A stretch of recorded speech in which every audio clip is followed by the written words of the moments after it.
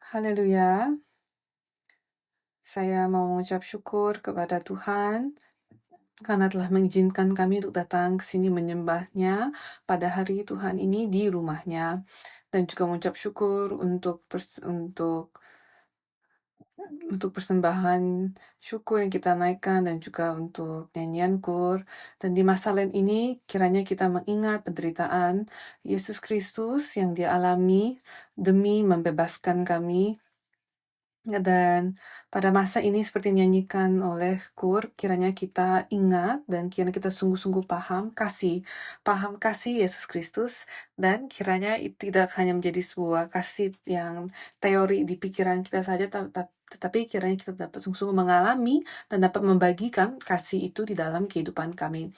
Hari ini melalui Mazmur 58, dan kita hanya membaca ayat 4, tetapi seharusnya kita membaca seluruh pasal itu. Dan melalui pasal Mazmur 58 ini, saya mau membagikan sebuah khotbah dengan judul, Marilah Kita Tangkap Ular Berbisa.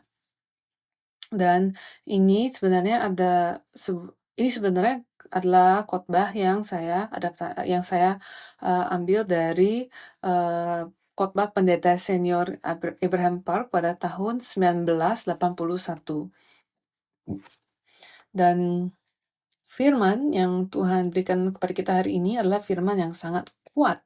Firman ini menggambarkan orang-orang fasik dengan cara berikut, yaitu bisa mereka seperti bisa ular, seperti ular tedung tuli yang menutup telinganya. Kita percaya bahwa Daudlah yang menulis Mazmur ini, dan dia tidak sekedar menggambarkan seseorang yang berwatak kasar atau bertemperamen keras, melainkan ia sedang menggambarkan suatu kondisi rohani di mana seseorang menutup telinganya terhadap firman Allah, menolak kebenaran, dan akhirnya merugikan diri sendiri maupun orang lain.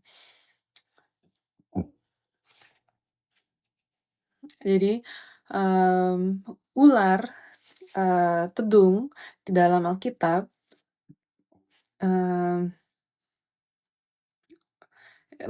melambangkan iblis yang menipu Adam dan Hawa di Taman Eden. Bahkan di pelayanan Yesus, dia menyebut orang-orang Farisi yang menolak firman sebagai ular-ular, kan?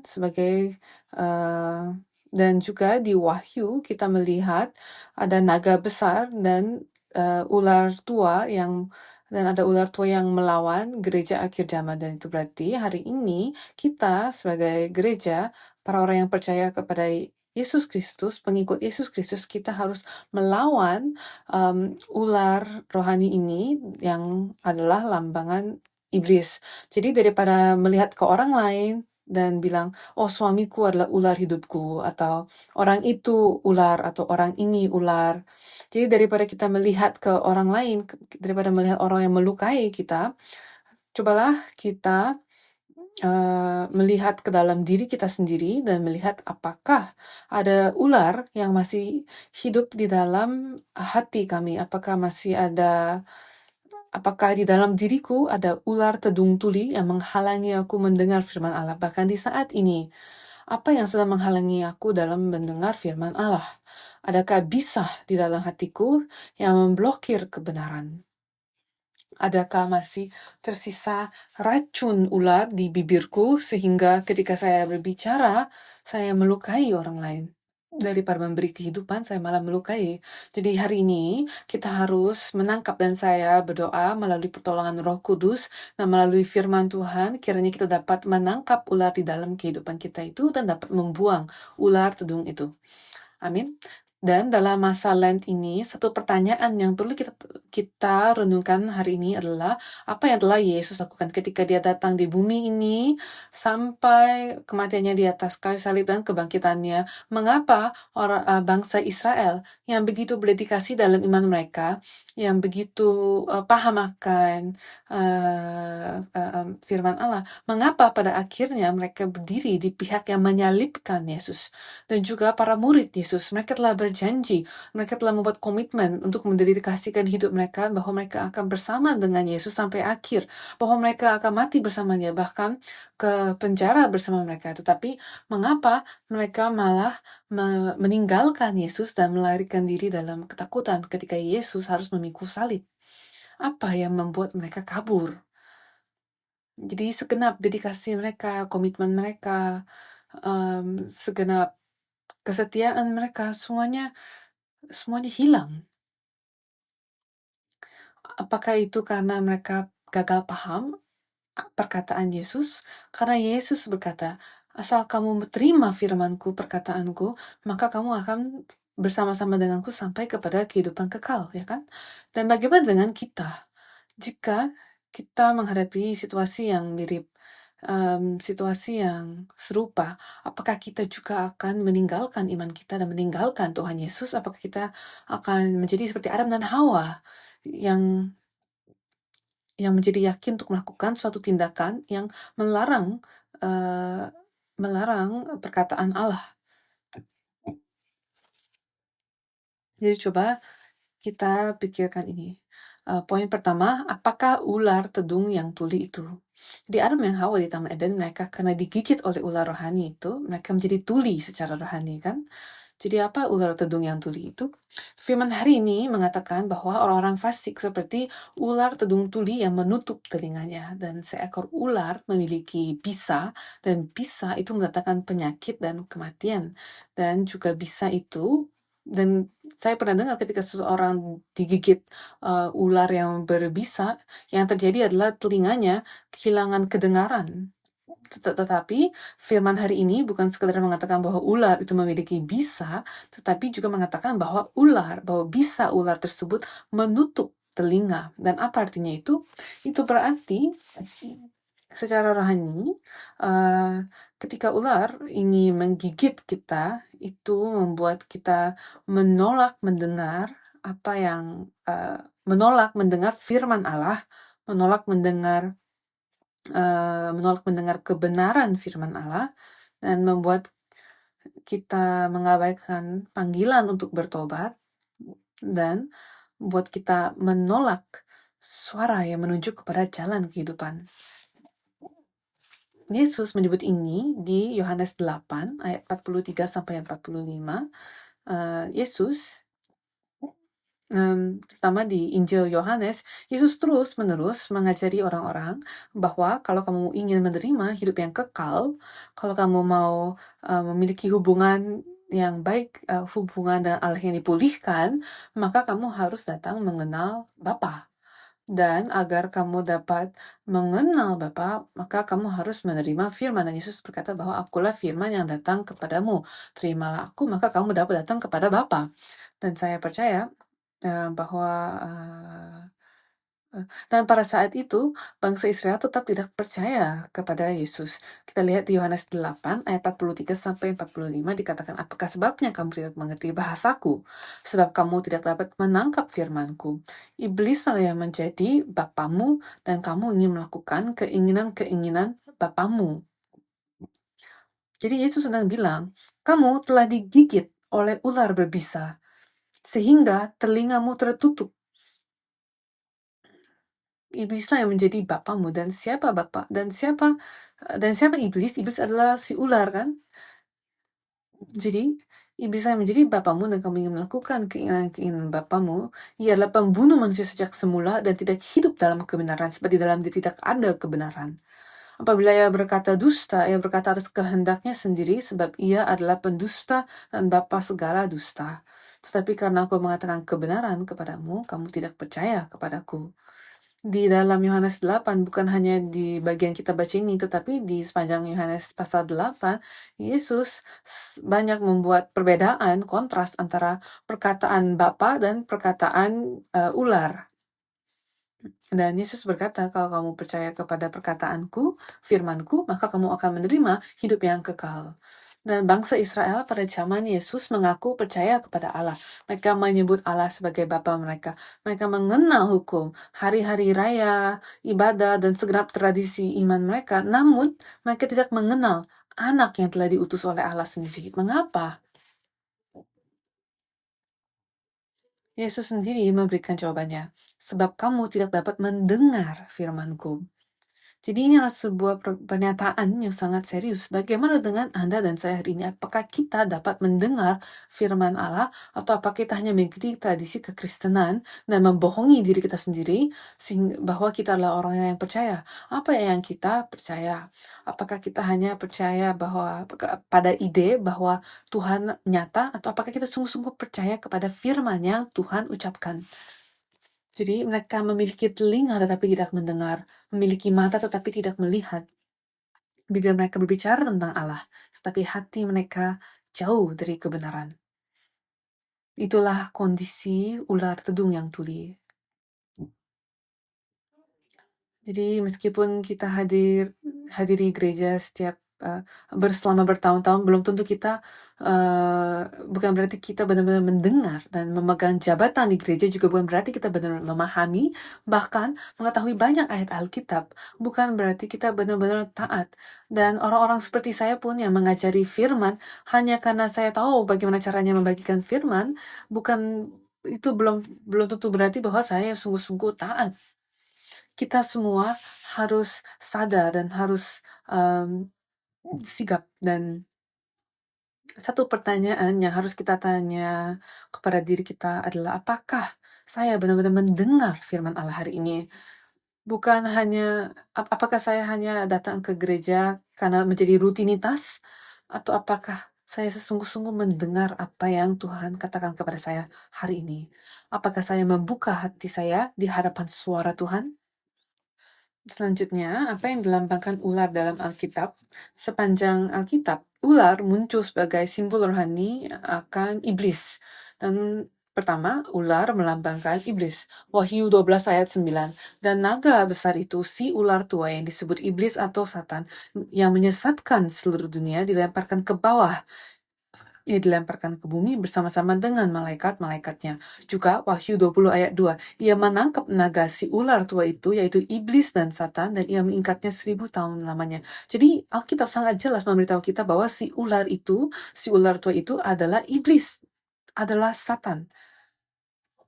Jadi pekerjaan ular itu bukan hanya masalah manusiawi, tetapi itu adalah bagian dari peperangan rohani. Jadi kita bukan bicara tentang binatang ular, tetapi kita sedang berbicara tentang sebuah peperangan rohani melawan iblis. Dan kedua, Alkitab memberitahu kita bahwa ular melambangkan kemunafikan. Sekarang kita harus tanya kepada diri kita lagi, apakah kita sedang menumbuhi sebuah ular kemunafikan di dalam diri kita? Yesus berbicara dengan sangat keras kepada para pemimpin agama pada zamannya. Di Matius 12 ayat 34 dikatakan, "Hai kamu, keturunan ular beludak, bagaimanakah kamu dapat mengucapkan hal-hal yang baik, sedangkan kamu sendiri jahat?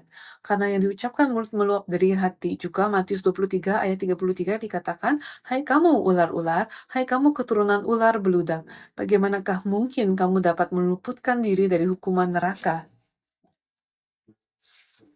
Secara lahiriah, orang-orang ini mereka tampak kudus.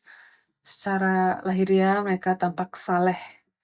Secara lahiriah, mereka terlihat seperti orang-orang beriman. Tetapi secara batiniah, mereka tidak tulus di hadapan Allah. Dan mereka mencari kehendak keserakahan mereka sendiri. Ketika hati kita tidak hancur di hadapan firman Allah, Tuhan menyebut itu sebagai kemunafikan. Tuhan menyebutnya sebagai sebuah topeng. Itulah kemunafikan. Sebuah topeng yang menutupi wajah asli kita dan menunjukkan sesuatu kebohongan. Dan kemunafikan itu menakutkan. Secara lahiriah, seseorang tampak religius, agamawi, namun secara batiniah, hatinya duniawi. Ketika dia pulang ke rumah, ketika tidak ada orang yang melihat, bagaimana hatinya? Bagaimana tindakannya? Dan itulah bisa ular. Pada masalah ini, marilah kita berdoa bahwa Tuhan akan mencabut ular itu dari dalam hati kita, dari dalam diri kita. Marilah kita datang bertobat, dan pertobatan itu itu dimulai dengan melapor kepada Allah, Tuhan Allah Bapa, saya telah menemukan ular ini dan saya tidak tahu bagaimana caranya membunuh ular ini, tapi saya melihatnya dan saya minta pertolonganmu. Saya meminta pertolongan supaya saya tidak menjadi seseorang yang munafik. Jadi mari kita buka hati kita kepada Allah seperti itu, dan saya percaya bahwa kuasa darah Yesus akan menyelamatkan kita dari itu. Ketiga, ular melambangkan perkataan yang merusak. Mazmur 140 ayat 3, Mazmur 140 ayat 3, mereka menajamkan lidahnya seperti ular, bisa ular senduk ada di bawah bibirnya. Juga di Roma 3 ayat 13, kerongkongan mereka seperti kubur yang ternganga, lidah mereka merayu-rayu, bibir mereka mengandung bisa. Apa artinya ada racun di bawah bibir mereka? Itu menandakan perkataan yang menghancurkan. Jadi perkataan mereka tidak memberi kehidupan, tetapi menghancurkan. Perkataan yang meruntuhkan daripada yang membangun. Perkataan yang menipu daripada yang berkata jujur. Perkataan yang penuh dengan keluhan, fitnah, perpecahan, dan kepahitan daripada kasih karunia. Mari kita perhatikan perkataan-perkataan yang keluar dari mulut kita. Mau kita berbicara mari kita coba belajar untuk mendengar perkataan kita sendiri yang kita ucapkan kepada keluarga kita, kepada yang kita ucapkan untuk berbicara tentang bangsa kita, tentang Tuhan kita, tentang orang lain. Mari kita perhatikan setiap perkataan kita. Ketika firman Tuhan tidak mengisi hati kita, maka racun keluar dari bibir kita. Ketika kasih karunia tidak ada, keluhan muncul. Ketika rasa syukur lenyap, gerutuan bertumbuh. Ketika kasih tidak ada, lidah menjadi seperti pedang. Pedang yang membunuh. Jadi, mari kita belajar untuk mendengar perkataan kita, mendengar apa yang kita ucapkan, dan mari kita juga mendengar hati kita, apakah hati kita penuh dengan gerutuan, dan itu berarti rasa syukur kita lenyap. Apakah kita penuh dengan keluhan, hati kita penuh keluhan, berarti kita telah kehilangan kasih karunia. Dan mari kita buang ular-ular itu. Keempat, ular melambangkan godaan duniawi. Amsal 23 ayat 31-32 dikatakan, jangan melihat kepada anggur kalau merah menarik warnanya dan mengilau dalam cawan yang mengalir masuk dengan nikmat, tetapi kemudian memagut seperti ular dan menyemburkan bisa seperti beludak. Dan ini bukan berbicara tentang minuman cair saja, tetapi ini tentang dunia ini dan tentang kesenangan dunia ini. Awalnya tampaknya manis dan menyenangkan, tetapi pada akhirnya itu akan menggigit seperti ular. Kesenangan duniawi adalah seperti itu.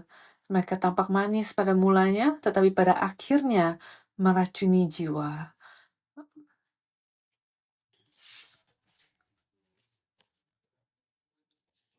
Jadi, itu membuat kita bertanya, bagaimana ular berbisa itu bekerja untuk membuat seseorang menjadi tuli secara rohani? Jadi itu adalah poin kedua.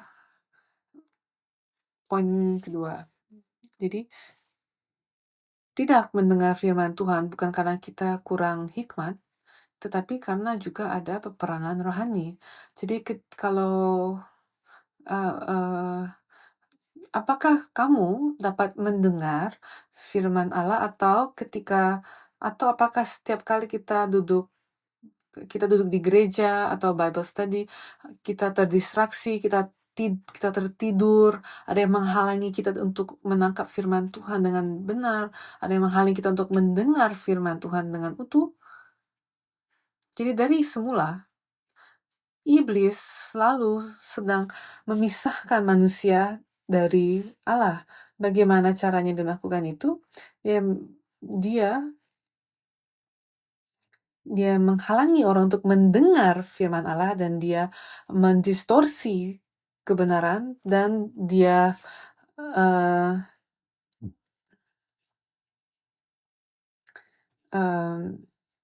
memutarbalikkan kebenaran firman Allah, perkataan Allah. Jadi hal pertama yang dia lakukan adalah dia menghalangi orang dari mendengar firman. Iblis sekali lagi, dia tahu kalau dia bisa menghalangi orang dari mendengar firman, maka sisa pekerjaannya menjadi mudah. Asalkan dia menutupi telinga kita dari mendengar firman Tuhan, maka sisa pekerjaan di dalam memisahkan kita dari Tuhan akan menjadi mudah. Asal kita melayani di gereja, hadir di gereja, yang penting dia jadi iblis tidak, jadi kita dapat melayani di gereja dan hadir di gereja, tetapi iblis masih dapat tetap menutup telinga kita kepada firman Allah meskipun begitu. Dan di Kejadian 3 ayat 1, ini ada di Taman Eden. Adapun ular ialah yang paling cerdik dari segala binatang di darat yang dijadikan oleh Tuhan Allah. Ular itu berkata kepada perempuan itu, tentulah Allah berfirman, semua pohon dalam taman ini jangan kamu makan buahnya, bukan? Jadi ular itu licik. Ular itu licik. Ular itu tidak datang secara terang-terangan dan bilang sayalah iblis. Tapi dia diam-diam. Secara diam-diam. Daripada berhadapan langsung dengan kita, ia menyelinap masuk dengan tenang melalui celah-celah kecil dalam kehidupan kita. Dan mungkin tampaknya dia tidak berbuat sesuatu yang salah, kan? Karena dia hanya menanyakan sebuah pertanyaan kepada Hawa, kan? Apakah benar Tuhan ngomong seperti itu? Ya kan? Tetapi bagaimana dengan ayat 2 di Kejadian 3 ayat 2? Lalu sahut perempuan itu kepada ular itu, buah pohon-pohonan dalam taman ini boleh kami makan, ya kan? Tetapi kalau kita lihat lagi di ayat 4, tetapi ular itu berkata kepada perempuan itu, sekali-kali kamu tidak akan mati. Jadi apa yang terjadi di sini? Ular, hal pertama yang dia lakukan adalah dia menanam benih keraguan. Dan ketika keraguan itu tertanam, itu membuat Hawa bertanya-tanya. Jadi seperti apakah benar Allah berfirman seperti itu? Apakah Allah benar-benar memerintahkan itu? Apakah saya harus menaati firman yang itu? Apakah itu benar-benar benar? Apakah saya harus percaya persis seperti yang tertulis? Jadi itu mulai mendistorsi firman Tuhan. Jadi begitu keraguan masuk, firman Allah mulai dikurangi atau didistorsi dan membuat kita tidak taat secara langsung, membuat kita menunda ketaatan, dan membuat kita ragu dan bertanya-tanya, dan itu memutarbalikkan iman. Jadi dengan cara ini, ular menanam benih keraguan di dalam hati manusia, dan ketika sudah masuk keraguan itu, maka bisa itu akan meluas di dalam diri orang itu. Dan kita akan mulai memikirkan diri kita sendiri, pikiran kita sendiri, dan Hawa, dia menjadi lebih percaya kepada pikiran dia sendiri daripada firman Allah. Dan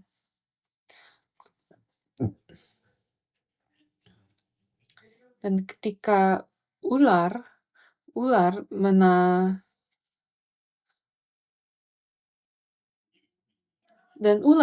berkata kamu tidak akan mati, dan itu adalah kebalikan dari apa yang Tuhan bilang. Kan Tuhan bilang kamu pasti akan mati, tapi ular bilang kamu tidak akan mati.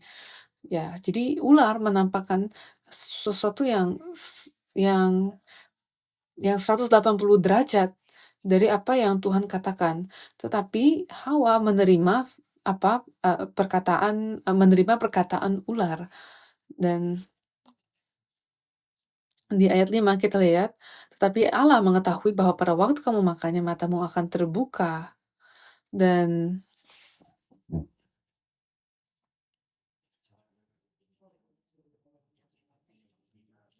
jadi yang iblis sedang lakukan di sini adalah dia sedang memutar-mutar kebenaran. Jadi jadi dia memutar posisi Allah ketika Allah duduk di tahta, iblis sekarang membuang itu dan menaruh Hawa di tahta dan membuat Hawa menikmati pikiran itu, dan itu yang membuat Hawa melakukan sesuatu, itulah yang membuat Hawa mengikuti perkataan yang 180 derajat beda dari perkataan Allah. Jadi dia membuat Hawa mempercayai pikiran dia sendiri daripada firman Allah. Jadi iblis mendorong kita untuk mempercayai penilaian manusia di atas ketaatan kepada Tuhan, dan itu menanamkan kesombongan di mana seharusnya ada kerendahan hati. Dan ia memisahkan manusia dari kehidupan dan menuntun mereka kepada kematian. Inilah pembohongan rohani.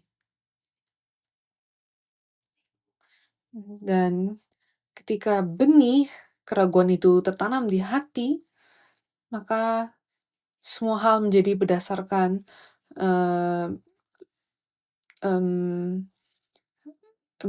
semua hal menjadi berdasarkan logika manusia, pemikiran manusia, dan orang tersebut menjadi menolak suara Allah.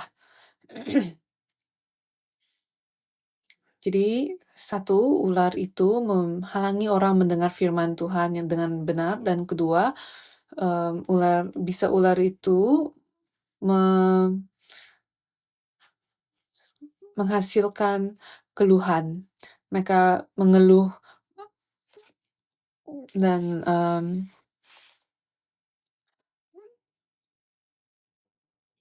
di perjalanan padang gurun, bangsa Israel, mereka mengeluh akan segala sesuatu. Mereka mengeluh tentang perjalanan itu, mereka mengeluh tentang keadaan mereka mengeluh tentang makanan, kelaparan, tentang kepemimpinan mereka, dan bahkan ketika Tuhan memberikan mereka makanan, bangsa Israel tetap mengeluh akan mana itu kan, dan keluhan mereka terus menerus, dan itu mengingatkan kalian akan siapa.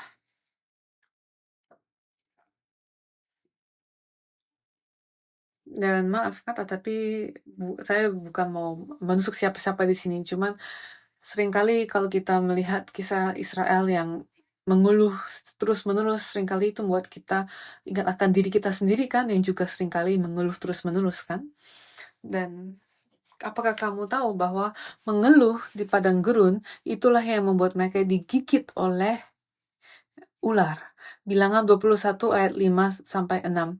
Lalu mereka berkata-kata melawan Allah dan Musa, "Mengapa kamu memimpin kami keluar dari Mesir, supaya kami mati di padang gurun ini? Sebab di sini tidak ada roti dan tidak ada air, dan akan memakan hambar, dan akan makanan hambar ini kami telah muak." Lalu Tuhan menyuruh ular-ular tedung ke antara bangsa itu yang memagut mereka, sehingga banyak dari orang Israel yang mati.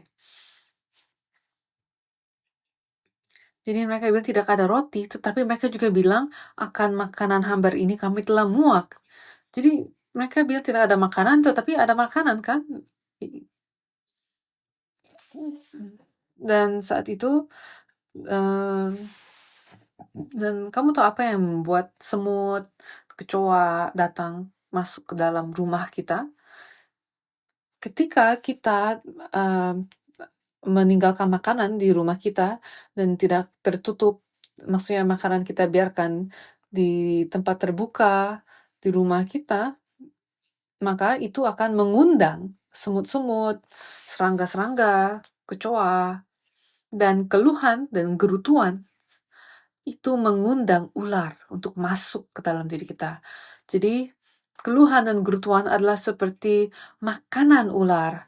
Jadi kalau kehidupan kita penuh dengan keluhan dan gerutuan, maka itu akan mengundang ular untuk menggigit kamu. Jadi iblis membuat hati kita penuh dengan kerutuan dan keluhan. Ketiga, bisa ular itu menuntun kita menjauh dari kehidupan kekal. Iblis selalu memiliki tujuan yang sama. Ia memisahkan orang-orang dari firman, memisahkan orang-orang dari iman, memisahkan orang dari kehidupan kekal. Dan bagaimana dengan kamu? Apakah iblis berhasil dalam hidupmu? Dan itu membawa kita kepada poin terakhir. Bagaimana kita menangkap ular itu? Dan judul khotbah hari ini adalah mari kita tangkap ular tedung itu kan. Tetapi bagaimana kita menangkap ular itu? Dan inilah pertanyaan yang paling penting hari ini. Bagaimana kita menangkap ular itu? Dan mungkin kalian sudah mengetahui jawabannya. 1, kita harus mengatasi suara pencobaan. Di Taman Eden, Adam dan Hawa, mereka mengikuti suara ular, dan suara ular itu menghasilkan aksi memakan buah terlarang itu, ya kan? Sehingga kita perlu menjaga telinga kita dan menjaga diri kita. Ketika ada keluhan atau keraguan yang muncul dari hati kita, pikiran kita, kita harus bertanya kepada diri kita, suara siapa yang sedang saya ikuti?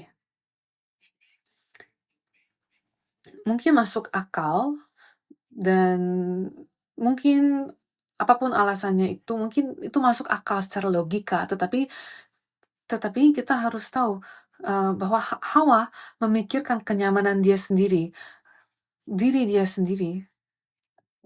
Karena Hawa berpikir, oh saya dapat duduk di kursi Allah, di tahta Allah. Ya kan? Jadi Hawa mengikuti apa yang kehendak dia sendiri. Dia berpikir, oh saya dapat melihat, saya dapat paham, saya dapat menjadi seperti Allah. Tetapi di luar itu, kita harus tanya kepada diri kita sedang mendengar suara siapa? Apakah kita sedang mendengar suara dunia, suara keserakan kita, keraguan kita, atau apakah ini sungguh-sungguh suara Allah? Bagaimana kita dapat mengetahui apakah suara di pikiran itu adalah suara Allah? Apa yang menunjukkan bahwa itu suara Allah?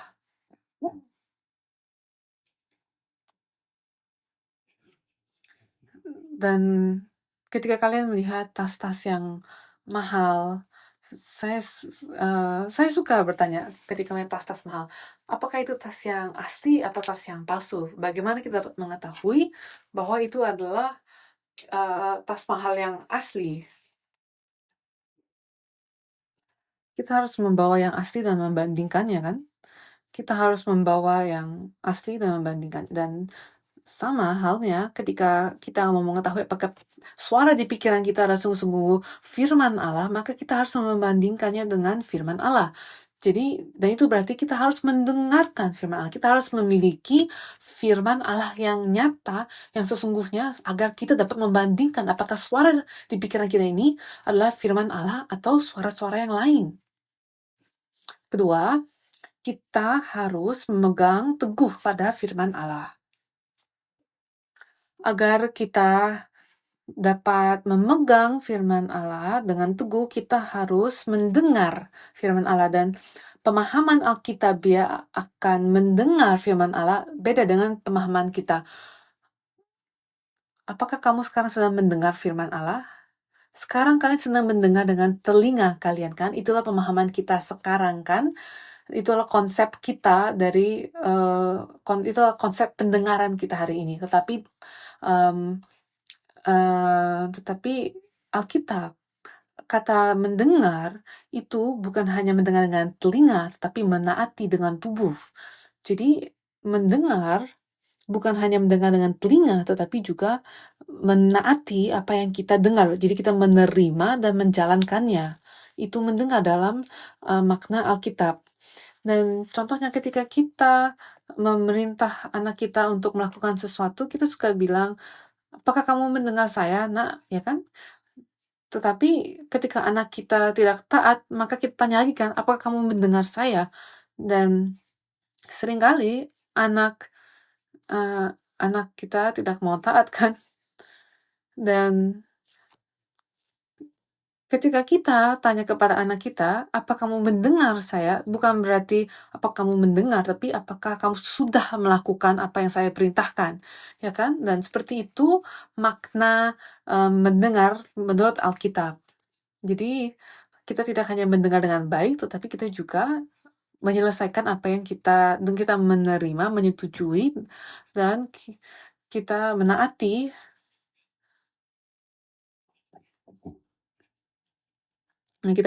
apa yang kita dengar itu.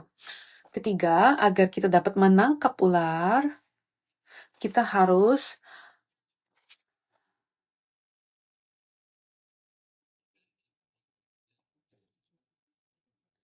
meninggalkan gerutan dan memulihkan rasa syukur. Dan saya telah menyebut ini sebelumnya, jadi saya tidak akan bahas ini lama-lama. Tetapi ingatlah bahwa gerutuan dan keluhan adalah makanan yang mengundang ular masuk ke dalam hidup kita. Jadi kita harus membuang itu, gerutuan dan keluhan. Agar kita dapat membuang gerutuan dan keluhan, kita harus menemukan syukur. Dan untuk menemukan syukur, kita harus membuang keserakahan. Keserakahan, mengingini hal-hal yang orang lain miliki, itulah yang menghalangi kita untuk memiliki ucapan syukur. Dan di Filipi 2 ayat 14, Rasul Paulus lakukanlah segala sesuatu dengan tidak bersungguh-sungguh dan berbantah-bantah. Dan berbantah-bantahan. Keempat, kita dapat menangkap ular itu melalui ketaatan. Dan ini berhubungan dengan mendengar firman Tuhan, ya kan? Mendengar firman Tuhan bukan hanya mendengar dengan telinga, tetapi juga menjalankan firman itu dengan tindakan kita. Itulah ketaatan. Dan saya mau kalian ingat ketika Musa harus berdiri di hadapan Firaun dan Tuhan berkata, lemparkanlah tongkatmu di tanah, lemparkan ke tanah, maka Musa melemparkan itu ke tanah, dan itu menjadi sebuah ular. Dan Tuhan berkata di ayat 3, Keluaran 4 ayat 3 ayat 4, dikatakan bahwa Musa lari meninggalkan. Karena Musa takut kan? Wah, tiba-tiba tongkat itu menjadi ular. Ya dia pasti takut kan? Maka Musa lari meninggalkan. Tetapi firman Tuhan kepada Musa, Musa, ulurkanlah tanganmu dan peganglah ekornya. Jadi Musa harus balik dan menangkap ular itu. Jadi, dan semua orang tahu kalau kita harus menangkap ular, tidak boleh kita menangkap ular dari ekornya. Karena kalau kita menangkap ular dari ekornya, maka dia dengan mudah dapat menggigit kita kan. Tetapi di sini Tuhan malah memerintahkan Musa untuk memegang ekornya. Dan Musa taat. Dia mengulurkan tangannya, ditangkapnya ular itu lalu menjadi tongkat di tangannya. Dibayangkan, Musa sudah takut kan, maka dia lari meninggalkan tongkatnya kan. Tetapi Tuhan suruh dia balik dan juga pegang ekornya. Dan Musa taat.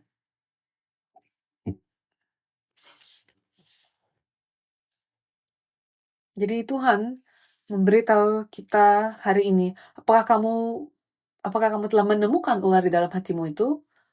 Tangkaplah, peganglah ekornya. Dan mungkin kita dapat berkata, Tuhan, saya takut. Saya tidak tahu apakah saya dapat mengalahkan ular ini. Apakah saya dapat mengalami kemenangan rohani dari peperangan ini terhadap ular. Saya takut, Tuhan.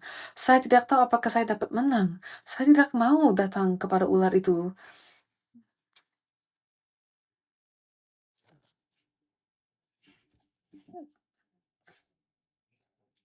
Marilah kita percaya bahwa Tuhan telah memberikan kepada kita kuasa Yesus Kristus, kuasa darah Kristus, sehingga ular tidak dapat menggigitmu. Jadi, peganglah ekornya, tangkaplah ular itu. Dan Musa menangkap ular itu, dan itu menjadi sebuah tongkat. Janganlah kita kabur lagi dari ular itu, tetapi marilah kita menghadapinya dan menang. Mari kita menghadapinya dengan kuasa Yesus Kristus dan salibnya, dan marilah kita mengalami kemenangan dari apapun yang telah mengalahkan kita. Mau itu ketakutan, depresi, atau apapun dalam kehidupan kita. Marilah kita melalui ketaatan mengalami kemenangan. Marilah kita menang dari semua ulah dalam kehidupan kita. Amin. Terakhir, kesimpulan, marilah kita memandang kepada salib. Di padang gurun, kita berbicara tentang bagaimana bangsa Israel digigit oleh ular berapi itu dan mati mereka kan. Dan itu ada di Bilangan 21 ayat 8-9. Maka berfirmanlah Tuhan kepada Musa, buatlah ular tedung dan taruhlah itu pada sebuah tiang, maka setiap orang yang terpagut jika ia melihatnya akan tetap hidup. Lalu Musa membuat ular tembaga dan menaruhnya pada sebuah tiang. Maka jika seseorang dipagut ular dan ia memandang kepada ular tembaga itu, tetaplah ia hidup. Apakah kamu telah digigit oleh ular? Kita semua di sini telah digigit oleh ular, kan? Semenjak Adam jatuh, semua orang yang lahir, semua manusia yang lahir dengan bisa itu, dengan racun itu dalam diri kita yang akan membunuh kita. Dan itulah mengapa kita menghadapi kematian. Momen kita lahir, sejak kita lahir kita sudah sedang menujui kematian. Jadi setiap orang yang telah tergigit ular itu menuju kematian, kan? Tetapi apa yang Allah katakan kepada Musa? Buatlah ular tembaga dan menaruhnya pada sebuah tiang. Dan Musa melakukan itu, ya kan? Dan jika seseorang dipagut ular dan ia memandang kepada ular tembaga itu, tetaplah ia hidup. Jadi ketika Yesus datang, dia berkata bahwa dialah ular tembaga itu. Yohanes 3 ayat 14-15. Dan sama seperti Musa meninggikan ular di padang gurun, demikian juga anak manusia harus ditinggikan supaya setiap orang yang percaya kepadanya beroleh hidup yang kekal. Dialah solusinya. Kita semua sedang menjalani masa lain ini dengan mata yang tertuju pada kayu salib, kanan kiranya kita dapat mengangkat kepala kita dan memandang salib Yesus Kristus. Dan mengapa Yesus digambarkan sebagai ular tembaga? Karena dia sedang menelan segenap dosa manusia.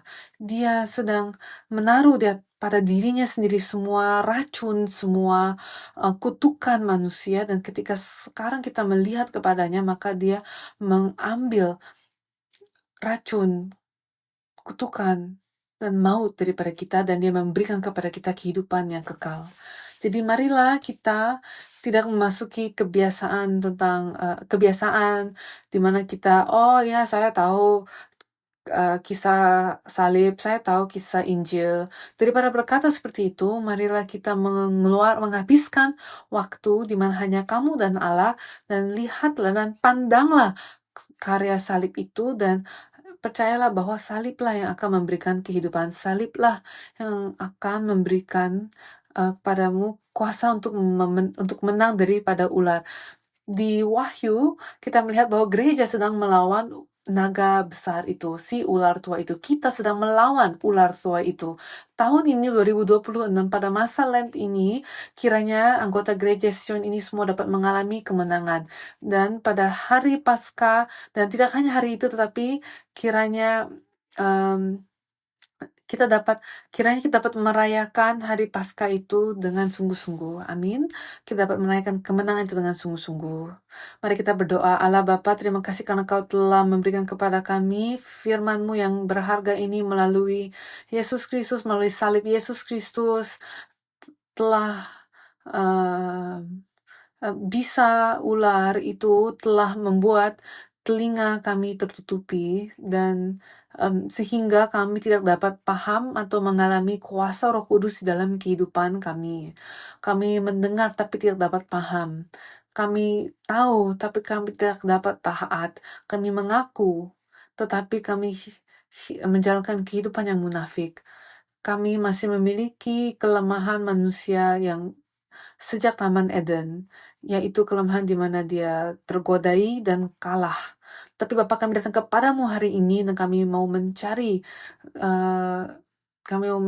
belas kasihan-Mu. Tolong ampuni kami, tolong berbelas kasihanlah kepada kami, sehingga kami dapat memandang Yesus Kristus Juru Selamat kami atas kayu salib itu, dan kami dapat sungguh-sungguh menerima dan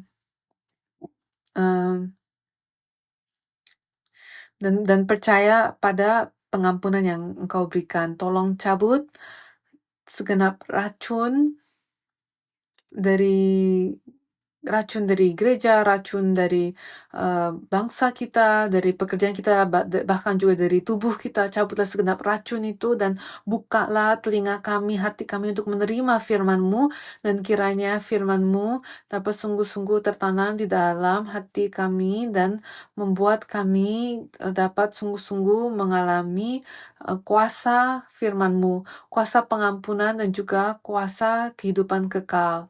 Bapa, kami berdoa kepadamu sekali lagi, tolong buang tolong buang